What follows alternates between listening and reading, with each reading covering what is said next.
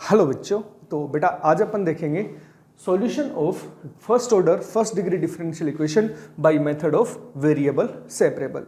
ये जो मेथड है बेटा, ये सबसे ज़्यादा बेसिक और सबसे ज़्यादा इंपॉर्टेंट मेथड है किसी भी डिफरेंशियल इक्वेशन को सोल्व करने के लिए। क्योंकि जब तुम आगे होमोजीनियस पढ़ते हो या अपना लीनियर डिफरेंशियल इक्वेशन पढ़ते हो, तब भी ये वाला मेथड, होमोजीनियस में तो हर क्वेश्चन में ये वाला मेथड लगता ही लगता है, क्योंकि एक स्टेप के बाद जो होमोजीनियस डिफरेंशियल इक्वेशन है वो सोल्व ही वेरिएबल सेपरेबल से होती है ना। तो सीबीएसई टर्म 2 के एग्जाम के पॉइंट ऑफ व्यू से ये वाला टॉपिक अपना काफी इंपॉर्टेंट बन जाता है।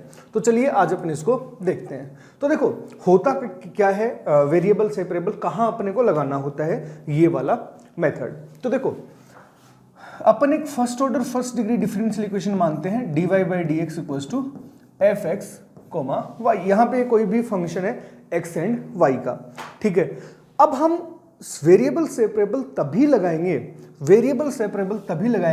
इफ ये जो f ऑफ एक्स वाई है ये x के टर्म्स में अलग हो जाए और y के टर्म्स में अलग हो जाए। मतलब f ऑफ एक्स वाई है, जैसे ये वाला फंक्शन मैं ऐसे लिख दूं, मान लो f ऑफ एक्स वाई है, ये अपना x square into y square है। तो यहाँ पे एक्स स्क्वायर जो है इसको मैंने एच एक्स मान लिया, वाई स्क्वायर को जी वाई मान लिया। मतलब एच एक्स तो केवल एक्स का फंक्शन है और जी वाई केवल वाई का फंक्शन है। यदि एफ एक्स कोमा वाई, यदि एफ एक्स वाई कोई फंक्शन एक्स वाई का यदि एच एक्स इंटू जी वाई की फॉर्म में लिखा जाए, उस ऐसे फंक्शनों में ही हम यहाँ पे वेरिएबल सेपरेबल लगाते हैं। मतलब जहाँ पे x के और y के जो फंक्शन है उनको हम सेपरेट कर सकें। जैसे मैं एक और एग्जांपल लूँ कि f of x y is equals to, हमने माना x square plus y square.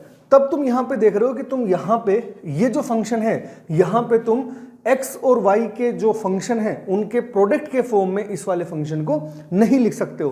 तो जब f ऑफ एक्स वाई इस टाइप का आ जाए तब हम ये वाला मेथड इसमें नहीं लगा सकते। कब लगाएंगे?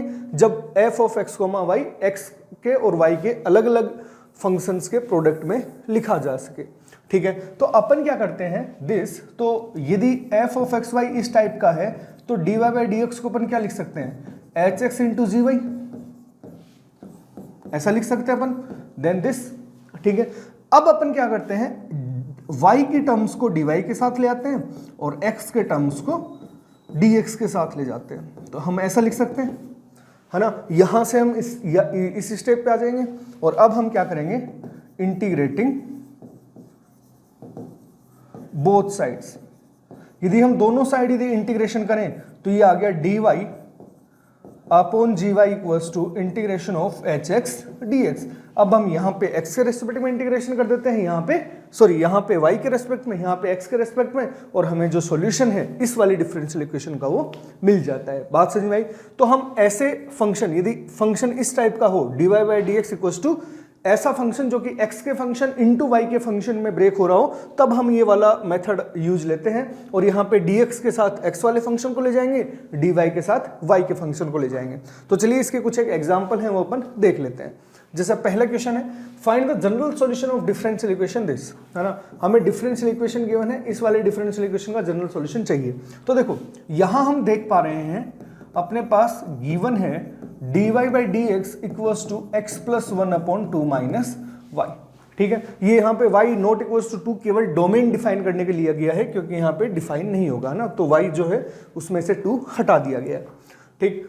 अब यदि अपन यहाँ पे देखें तो ये जो फंक्शन है x plus one upon two minus y, इसको मैं ऐसा लिख ही सकता हूँ कि x plus one into one upon two minus Y.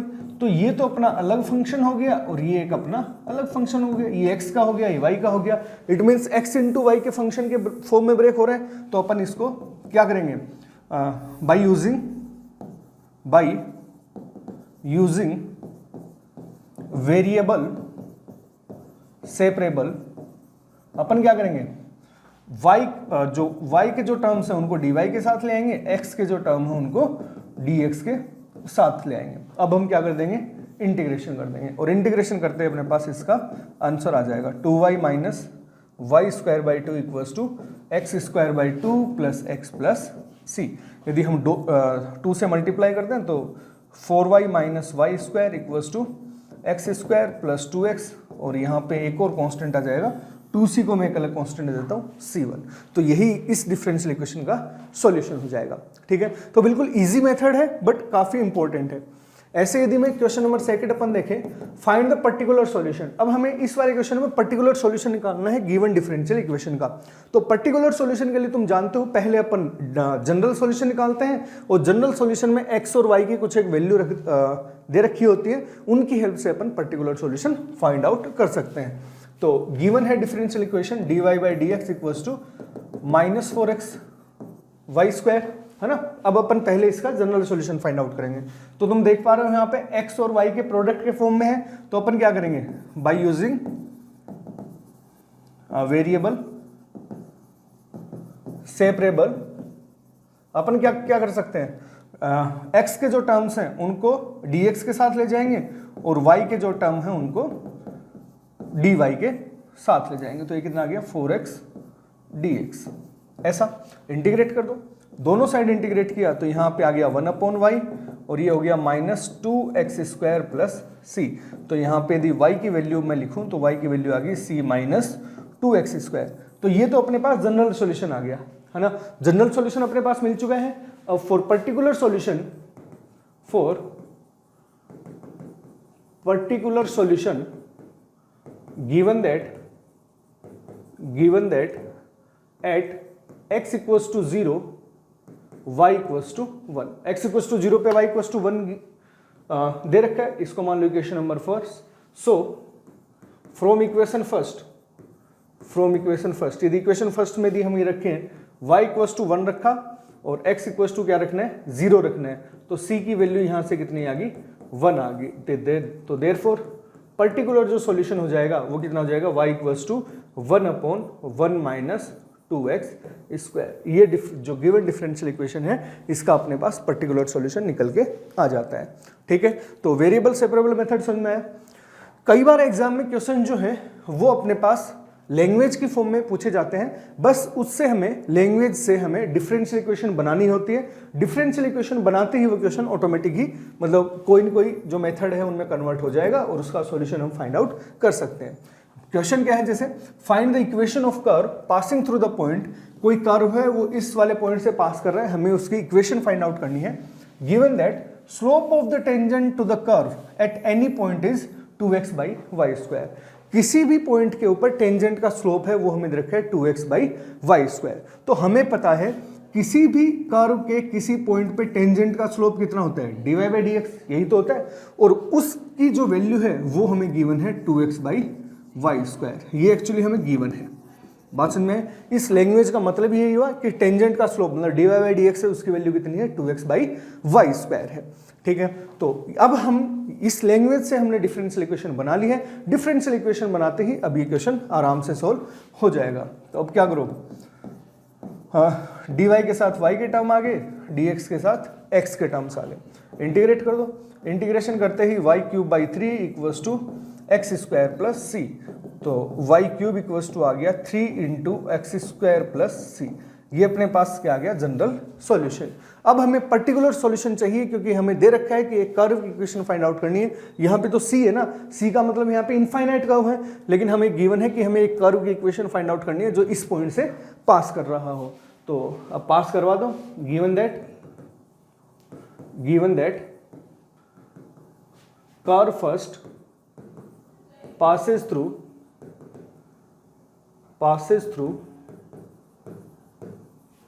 -2,3। तो -2,3 यदि यहाँ पे अपन पुट करेंगे तो 27 इक्वल्स टू 3 इंटू -2, तो यहाँ पे आ गया 4 प्लस c। तो c की जो वैल्यू है वो यहाँ पे कितनी मिली, 9 माइनस 4 इज 5। तो c की वैल्यू यहाँ पे आ गई 5। देयरफॉर इक्वेशन ऑफ जो कर्व है, इक्वेशन जो भी हमें कर्व की इक्वेशन पूछी है वो आ गई y cube equals to 3x square plus 5। ठीक है, तो इसी टाइप के क्वेश्चन जो हैं वो अपने डिफरेंशियल इक्वेशन में पूछे जाते हैं इस वाले मेथड से रिलेटेड। तो होमोजीनियस डिफरेंशियल इक्वेशन भी सोल्व करने के लिए ये वाला मेथड ही काम में आएगा। तो टर्म 2 के पॉइंट ऑफ व्यू से ये वाला जो टॉपिक है ये भी काफ़ी इंपॉर्टेंट है, तो इसको थोड़ा ढंग से कर लेना। ठीक है।